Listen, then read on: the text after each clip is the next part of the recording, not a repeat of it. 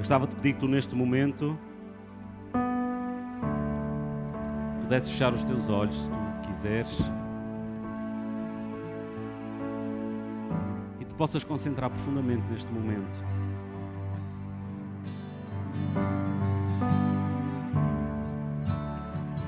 Se o Senhor fala comigo esta manhã, Senhor, obrigado porque eu sei que tu já estás aqui, Senhor. Senhor, eu não quero ser um espectador. Eu quero que tu faças algo em mim, Senhor. Sonda o meu coração, Pai.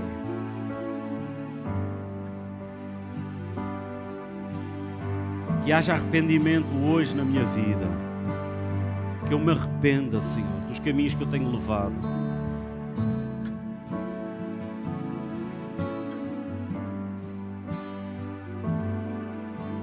Senhor, eu nasci debaixo do pecado, mas eu sei, Senhor, distinguir o que é bom e o que é mau, o que é o bem e o que é o mal. Eu sei, Senhor. Então eu sou indesculpável, Senhor.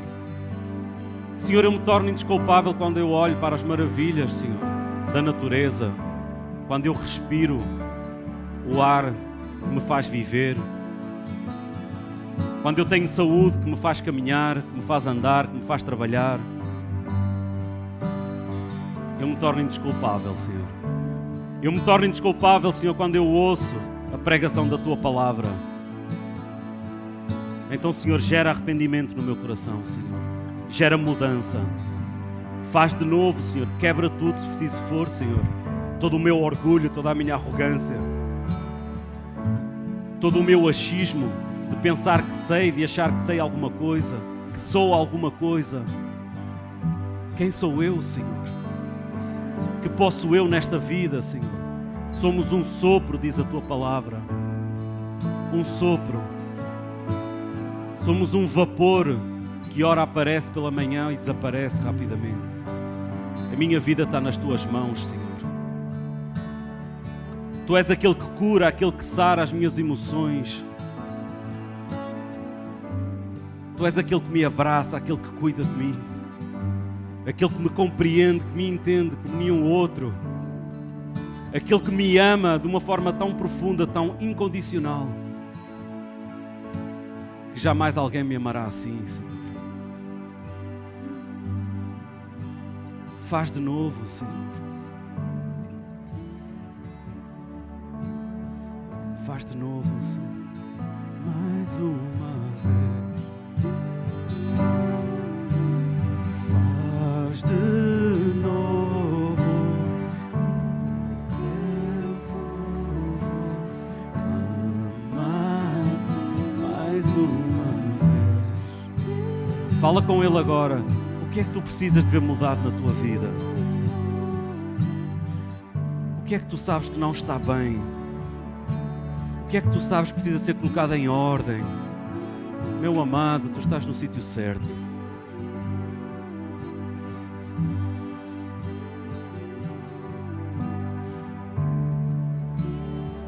A igreja é aquele lugar onde nós nos despimos dos nossos estatutos, dos nossos títulos.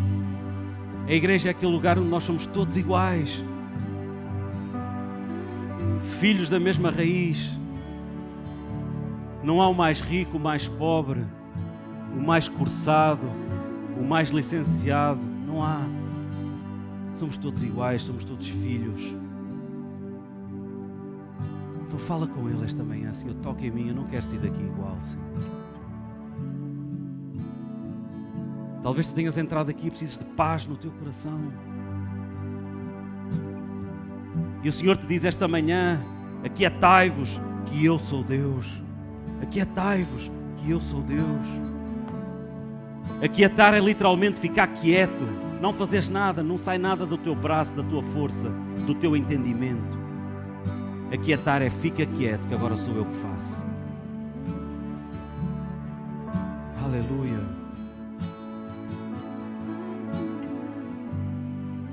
Aleluia. Graças te damos, Senhor.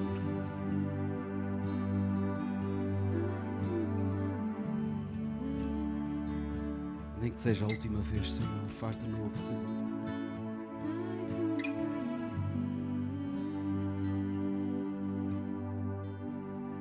Tira toda a minha apatia, Senhor.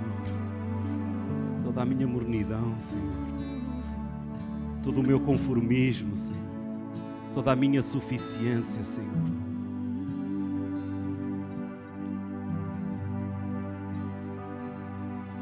Sopra um vento novo sobre nós, Senhor.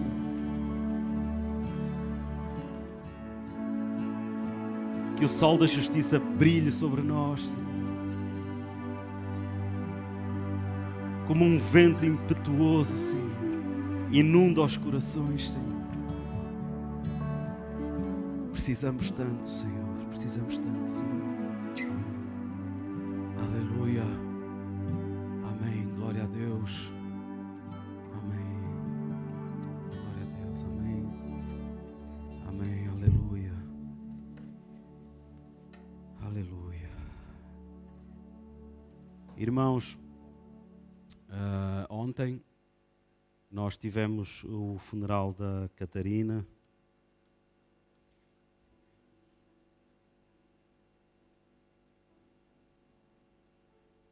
Eu vou tentar pregar.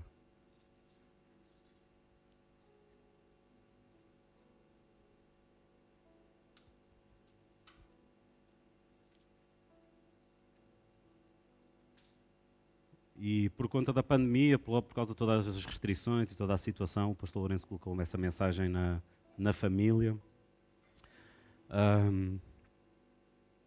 Foi um número muito limitado de pessoas, não é? E eu ontem, os pastores Filipe e Calado até estiveram lá em nossa casa, no final do dia não lhes disse nada, não é? Eu já sabia, já desde o início da semana, aquilo que estava no meu coração ministrar hoje. E talvez eles vão entender agora o que é que eu estou a dizer. E o Senhor colocou um texto no meu coração, foi um texto muito ministrado por eles, à Catarina, e que a Catarina ministrou muito às nossas vidas, através desse texto e através de uma música também. E quando eu preparava esta mensagem, eu pensei e falava com Deus que realmente, face a essas restrições que aconteceram ontem e que a igreja não teve a oportunidade de participar, a grande maioria, que eu gostaria de hoje prestar a Deus um culto de agradecimento. Um culto de agradecimento pela vida da Catarina e ministrando o texto que ela foi tantas vezes ministrada e nos ministrou através da sua vida, que é o Salmo 73. E a Catarina, irmãos, ela, dentro de várias coisas, houve três ensinos que ela trouxe muito fortes à minha vida. Muito fortes. Todos, de alguma forma, uns mais, outros menos, conhecíamos a Catarina, uns mais próximos, outros menos próximos, mas todos nós sabíamos esta parte integrante que ela fez da nossa vida ao longo de 16 anos. E a primeira grande lição, o primeiro grande ensino que eu posso tirar da vida da Catarina e que eu agradeço a Deus por isso e que vou guardar para o resto da minha vida, é a brevidade da vida. Esse é o primeiro grande ensino. A Catarina esteve connosco 16 anos. Mas foram 16 anos puros. 16 anos em que ela nos ministrou. E sabem a coisa mais incrível que eu vejo na vida dela? É que ela nos ministrou-nos sem palavras. E quando eu olho para a brevidade da vida da Catarina, eu penso na nossa brevidade. Da brevidade da nossa vida. Quantas vezes nós perdemos tempo com coisas que não fazem sentido, com guerras, com dissensões, com chatices. E aquela guerreira em nenhum momento se queixou. E isso leva-me ao segundo grande ensino que ela me ensinou. Foi a alegria dela, expressa através do sorriso dela. O sorriso da Catarina, ele sempre vai estar presente na minha mente. Eu recordo que eu estava a falar ontem com os pais, o pastor Filipe e a pastora Sandra, que eu lembro-me numa altura que eu dava aulas numa escola onde a Catarina estava, e ela integrou essa sala. E ela vinha todos os dias. Às vezes não conseguia vir todos os dias, mas ela vinha lá para a sala. E imaginem o que é que mais me marcava quando ela entrava na sala. O sorriso. O sorriso. E essa alegria, ela toca e marca a minha vida. Porquê, irmãos? Porque nós olhávamos para as limitações da Catarina, nós olhávamos para as dificuldades dela, para as dores dela, para as tribulações dela, para a dependência dela. E ela sorria. E isso fala muito comigo. E o terceiro ensino que eu tiro da vida da Catarina foi a partilha. Os pais usaram uma frase que eu concordo plenamente. Eles disseram: a Catarina não é nossa. A Catarina é de todos nós. E eu concordo com isso. A Catarina faz parte de nós. A Catarina estará no céu a aguardar por nós. Amém? E eu sei que a Catarina tinha um propósito gigante. E ela cumpriu esse propósito. Depende de nós agora, aquilo que olharmos para a vida dela e aplicarmos essas lições que ela nos deixou. Amém? E neste gesto de agradecimento a Deus pela vida dela, eu queria vos pedir que nós possamos aplaudir a Deus pela vida dela. Amém?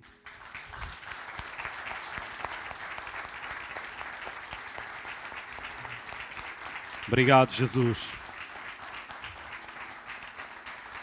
Obrigado pela vida da Catarina, Senhor. Obrigado pelo privilégio que foi tê-la aqui connosco, Senhor. Ela sempre estará connosco, Senhor. Obrigado pelos pais, pelos avós, pela família que sempre cuidaram dela tão bem, Senhor. Muito obrigado por isso, Pai. Que ela possa continuar a ministrar às nossas vidas, Senhor. Que o seu amor, Senhor, fique connosco, Senhor. Que nós possamos aprender isso. Amém. Obrigado, Jesus. Obrigado, Tarita, nossa guerreira. Amém. Aleluia. Glória a Deus. Glória a Deus. Salmo 73. Eu vou ler na versão NVI porque ela está com uma tradução mais contemporânea. Mas os pais sempre ministraram muito este versículo, estes dois versículos à Catarina. E o tema que eu escolhi para esta mensagem foi, vai passar aí, o Senhor é a minha herança. Algumas traduções está o Senhor é a minha porção. E nós encontramos no versículo 25 e 26. Eu vou fazer uma contextualização do Salmo todo para nós entendermos. Mas o foco da mensagem, o foco do tema é este. E o foco da palavra é esta. No versículo 25, 26, Salmo 73, diz assim a palavra: a quem tenho nos céus senão a ti? E na terra nada mais desejo do que estar contigo. 26, o meu corpo e o meu coração poderão fraquejar, mas Deus é a força do meu coração e a minha herança para sempre. Amém? Irmãos, isto é uma oração de uma profundidade incrível. E este salmo foi escrito por Asaf. Asaf foi nomeado líder dos levitas pelo rei Davi. E ele não era apenas um levita, ele não era apenas um músico muito bom, muito capacitado, ele era também um profeta. Um profeta que era boca de Deus para o povo de Israel. E algo acontece aqui, quando vou agora contextualizar o Salmo. Algo acontece aqui, que eu presto a vossa atenção na leitura aqui do Salmo, que eu acho que acontece muito na nossa vida. Uma tensão, um conflito interior. entre o crente, aquele que faz, que cumpre a lei de Deus, e depois olhar para o lado e ver a prosperidade do ímpio. Ao ponto de ficar esta sensação de, mas Deus, será que vale a pena eu realmente ser cumpridor da tua lei? Será que vale a pena eu andar, eu renunciar a tantas coisas da minha vida? Se eu olho para o lado, o meu colega do trabalho, agora contextualizando para nós, o meu colega do trabalho, o meu amigo, ele é rico, parece que a vida lhe vai bem. E este foi o conflito de Asaf. E olhem, meus irmãos, que eu acho que nós passamos muito por isso. Quando falamos então de doença, nós entendemos, parece que só o crente é que fica doente. Não é? Há pessoas que já chegaram ao pé de mim e disseram, pastor, aquela pessoa é tão má que nada lhe pega. E eu faço tudo direito, pastor, eu oro, eu peço a Deus que me cure e eu não entendo o que é que se passa. Pastor, a minha vida é escassa, só tenho o suficiente para viver e eu vejo aqueles que roubam, os corruptos, os banqueiros, tanta gente pratica o mal e parece que tudo lhes vai bem. Será que vale a pena? Será que vale a pena eu permanecer? Será que vale a pena eu continuar? Será que vale a pena eu me manter firme nos caminhos do Senhor? Porque os meus olhos veem algo completamente diferente.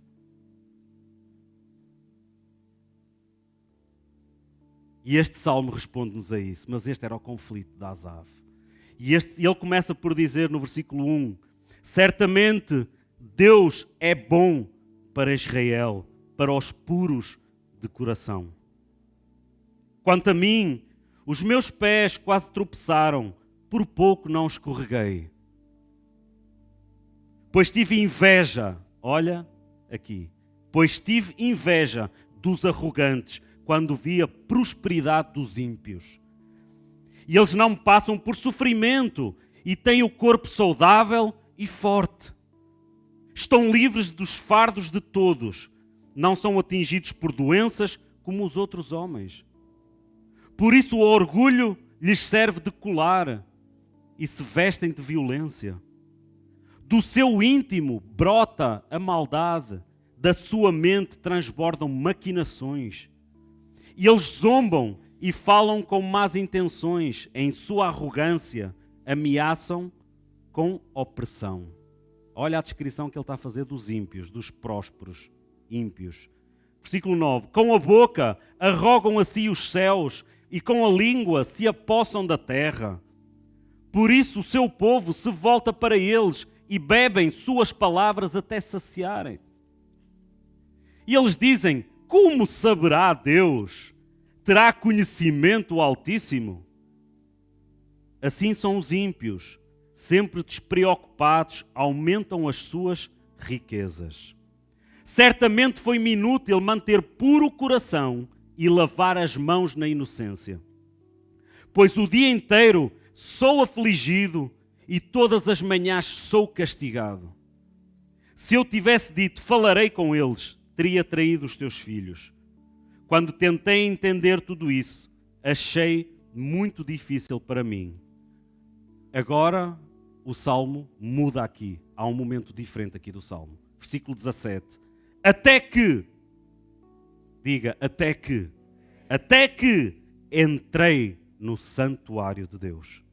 E então compreendi o destino dos ímpios. Certamente os pões em terreno escorregadio e os fazes cair na ruína. Como são destruídos de repente, completamente tomados de pavor. São como um sonho que se vai quando a gente acorda. Quando te levantares, Senhor, tu os farás desaparecer. Quando o meu coração estava amargurado e no meu íntimo eu sentia inveja, agi como insensato e ignorante. Minha atitude para contigo era a de um animal irracional. Versículo 23. Contudo, sempre estou contigo, tomas a minha mão direita e me sustens. Tu me diriges com o teu conselho e depois me receberás com honras.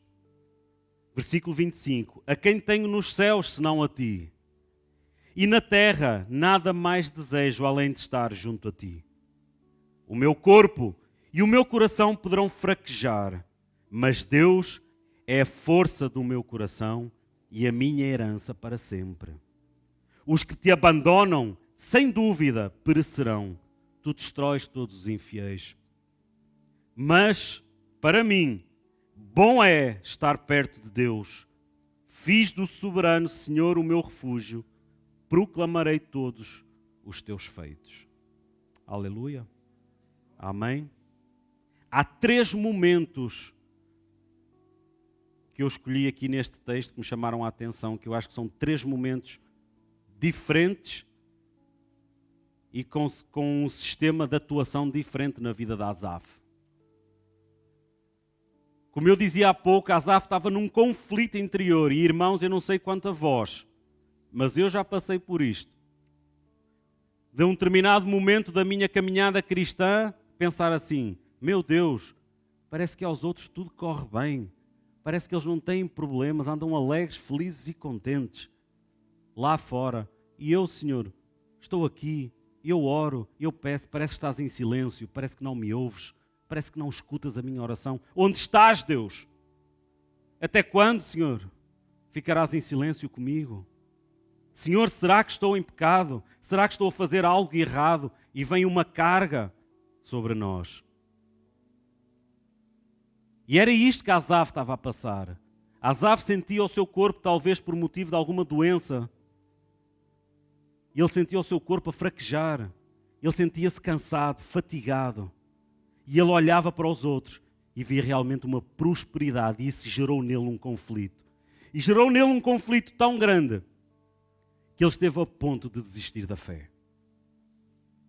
Versículo 2. Quanto a mim, os meus pés quase tropeçaram. Por pouco não escorreguei. Ele estava a dizer aqui, é que por pouco eu não larguei tudo. Cansei de ver a prosperidade dos outros e de eu estar aqui a buscar-te, Senhor, e parece que só os outros é que são beneficiados. E este primeiro momento é um momento que eu chamaria de graça comum. Graça comum. Há 3 momentos que eu gostaria de falar convosco neste salmo. Graça comum, que é o momento em que ele fala sobre e descreve a prosperidade dos ímpios e fala deste conflito. O outro momento, que é o momento onde ele realmente tem um entendimento, uma compreensão sobre esta situação que ele não estava a entender, que eu lhe chamei a chave do entendimento, que é quando ele diz até que, versículo 17, até que, é o segundo momento do salmo, que há uma viragem no salmo. E o terceiro momento, que é quando ele descreve quem é Deus para ele, que é a herança. O Senhor é a minha herança, o Senhor é a minha porção. Então nós vemos que neste primeiro momento, nós vemos um conceito de graça comum. O que é a graça comum? A graça comum, irmãos, é quando nós olhamos para os benefícios, as dádivas que Deus deixou ao mundo para todos, crente e não crente. A teologia chama isso graça comum. Por exemplo, o sol, quando ele nasce para crentes e descrentes. O ar que nós respiramos, ele está disponível para crentes e descrentes. É isso que se chama graça comum. É isso que nós olhamos e nós vemos que o povo, que a humanidade, ela usufrui de benefícios que Deus deixa e coloca à disposição da humanidade. Porém, há um detalhe aqui fundamental para nós entendermos. E esse detalhe é que essa graça comum não produz salvação. E era isto que Asaf não estava a entender. Asaf estava a olhar para a situação toda à sua volta, da prosperidade destes ímpios, que até gozavam com a situação de Deus. Onde está o Altíssimo? Que que dirá o Altíssimo, o teu Deus, onde está o teu Deus? Quantas vezes nós passamos isto, irmãos? Talvez no nosso trabalho, às vezes dentro da nossa casa. Somos instigados com isto. Então e agora? Vê lá se o teu Deus te responde agora. Onde está o teu Deus agora para te safar aí dessa conta?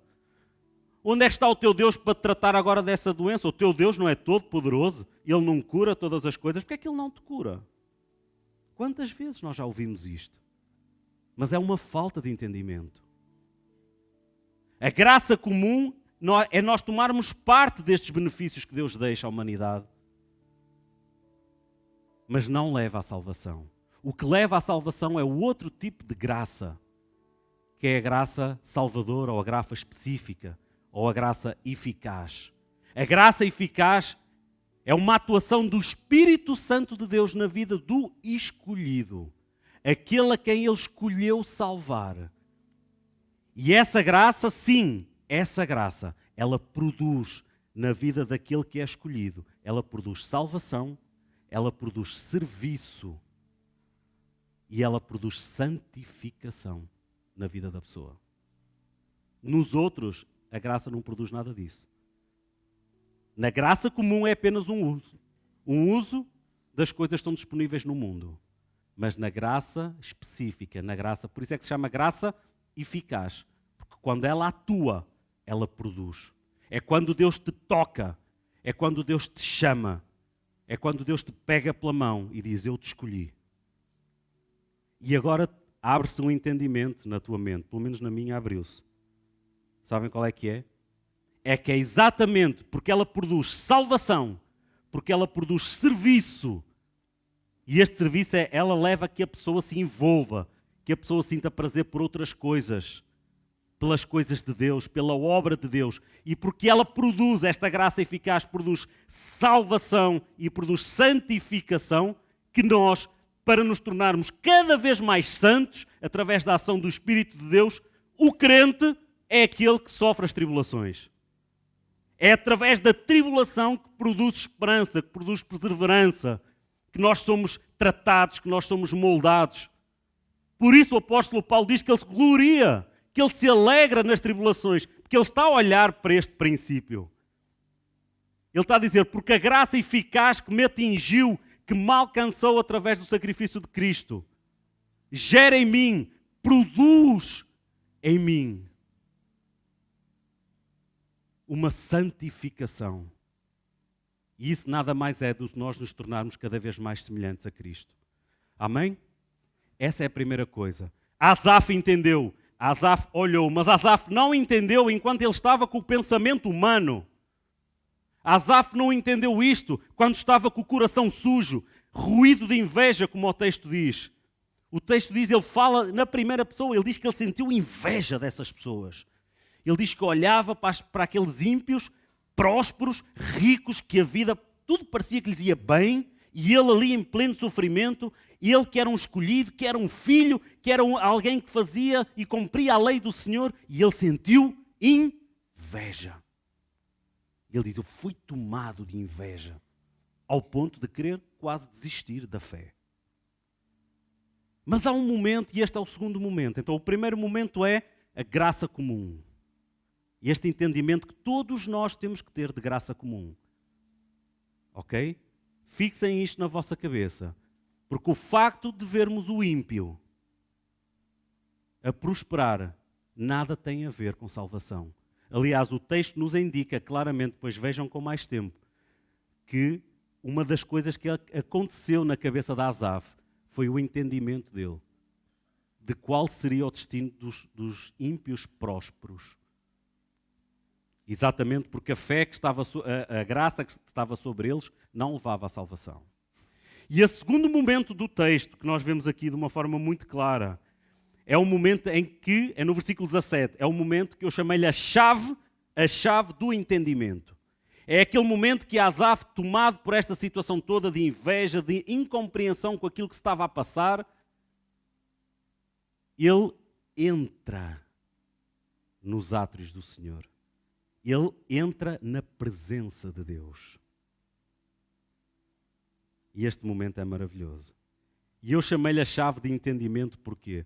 porque ele vinha com a sua mente toda corrompida daquilo que entrou pelos seus olhos, do estado que ele tinha, amargurado e invejoso do seu coração. E no momento que ele entra na presença de Deus, nos átrios de Deus, no templo do Senhor, nesse momento se abre o entendimento. Este entendimento que nós acabamos de falar. E este entendimento ele entendeu que quando ele entra na presença de Deus há uma mudança que acontece. E isso é aquilo que é mais sério para nós hoje.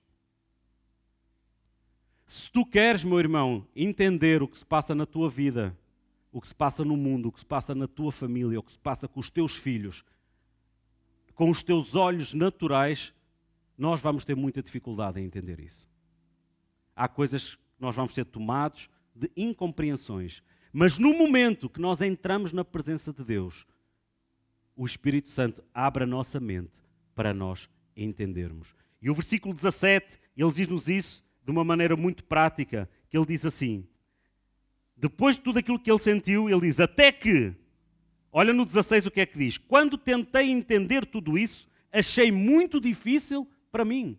Ou seja, tudo aquilo que estava à volta era demais para ele.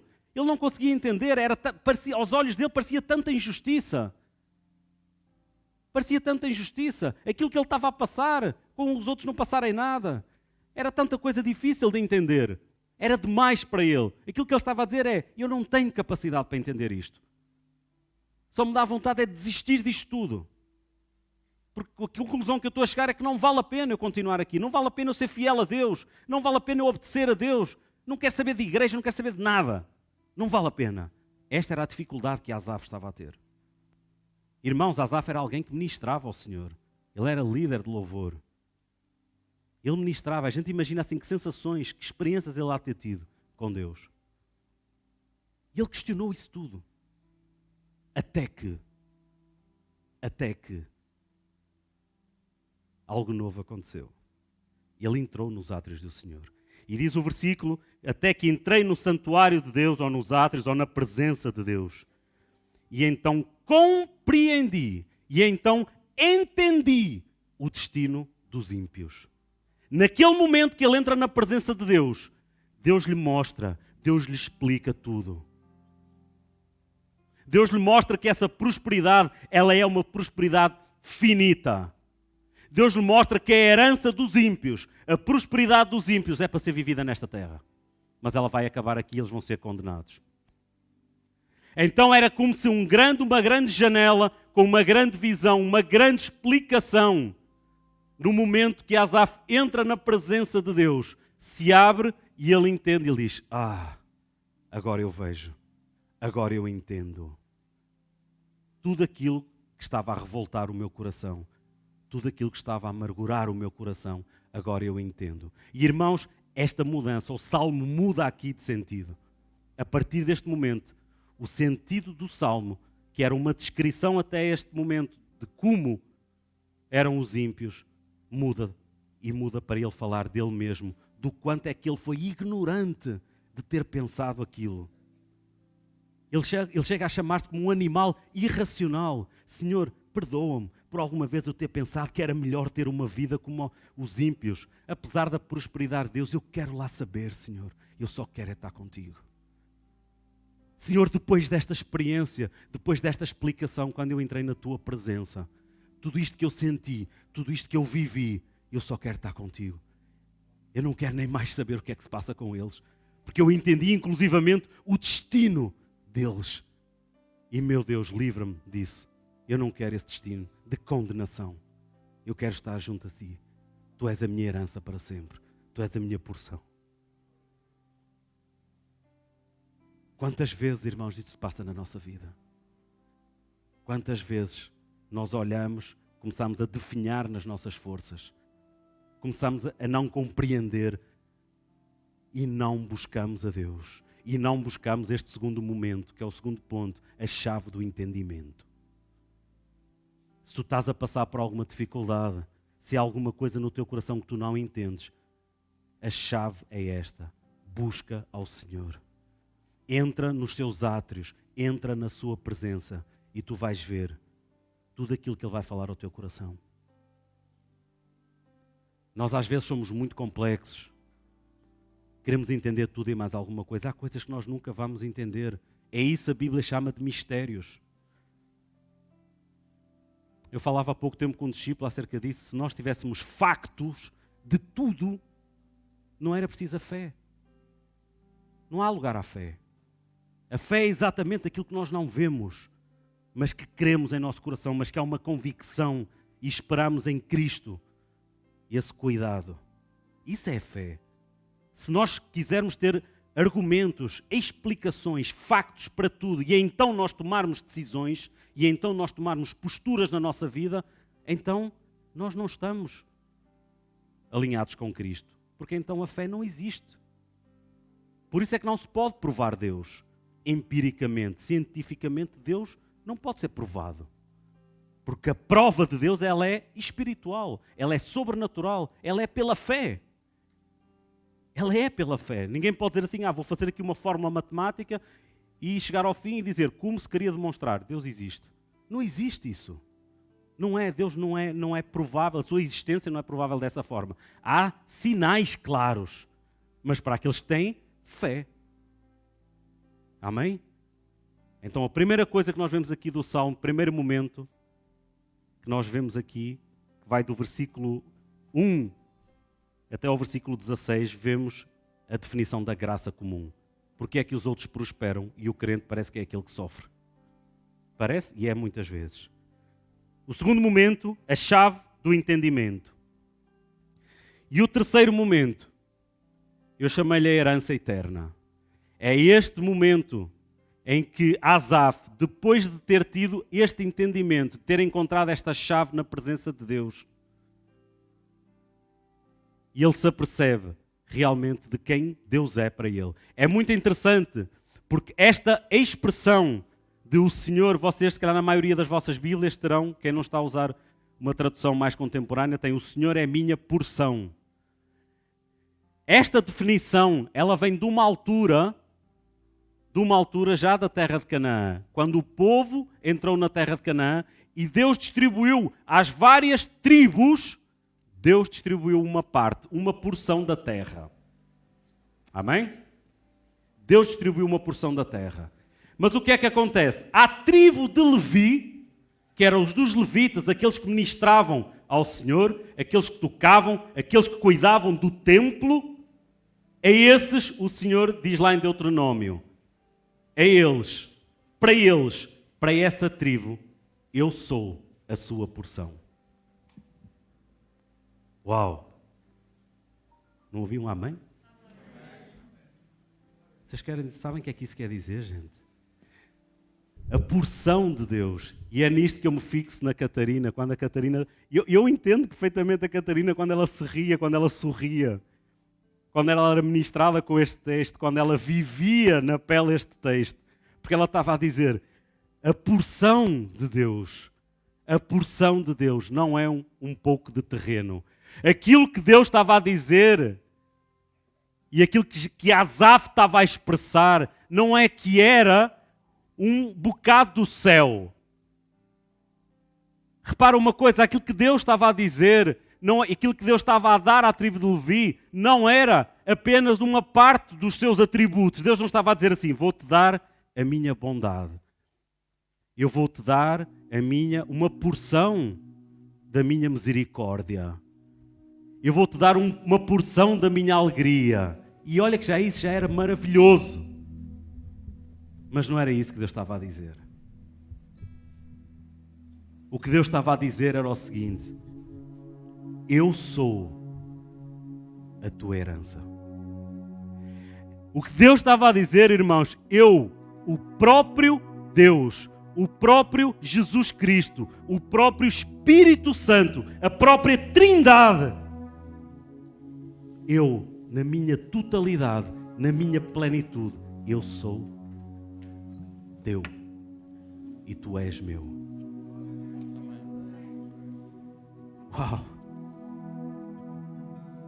Quem vive esta verdade, ela vai se importar com que tribulação nesta terra, com que bens nesta terra, quando ela sabe que nesse lugar onde está hoje a Catarina, ela tem o próprio Deus.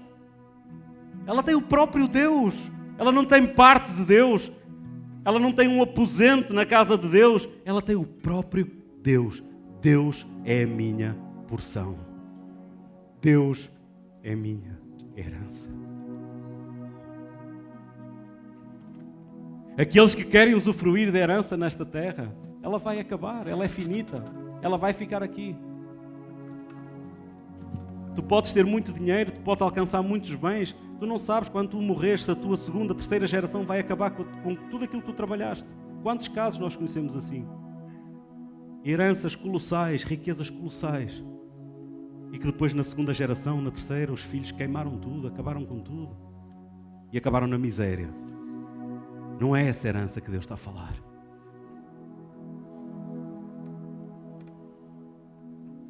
Foi a mensagem de Asaf, é a mensagem e o testemunho da Catarina que nos diz isso.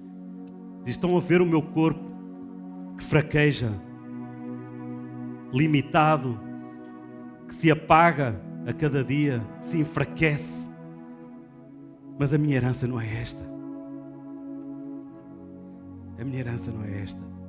A minha herança é o Senhor.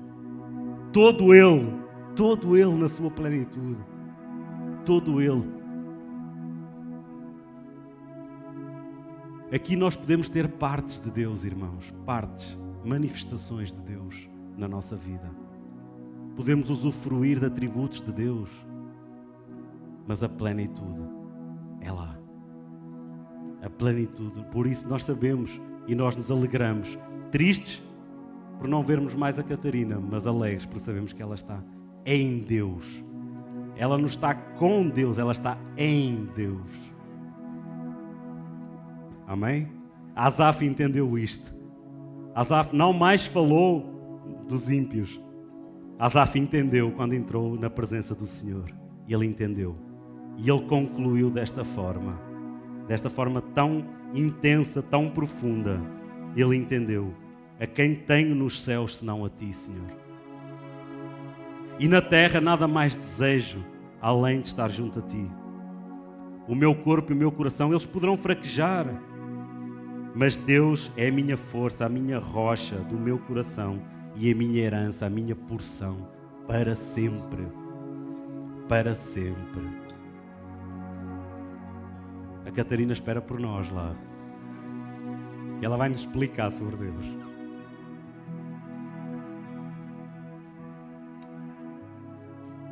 O corpo ele pode realmente fraquejar, o coração pode começar a bater fraquinho. A morte até pode chegar. Mas o amor de Deus, ele sobrevive para nos levar para os braços dele. A cada momento. Por isso não há lugar melhor que estar na sua presença, irmãos. Se tu não tens uma vida de relacionamento com Deus, decide isso hoje. Senhor, eu não quero compreender o mundo. Eu não quero tentar entender o mundo, olhar para as injustiças. Eu não quero, Senhor, eu quero estar na tua presença. Lá tu me vais explicar tudo o que eu puder entender. E aquilo que não puder, eu só dependo totalmente de ti, Senhor. Eu sei que a minha herança não é esta. A minha porção não é nesta terra. Tudo vai ficar aqui. Tudo se vai acabar. Senhor, eu só quero ter a certeza no meu coração, essa convicção, como a Catarina tinha, como a Asaf ficou, de que um dia tu serás totalmente meu e eu serei totalmente teu. Amém?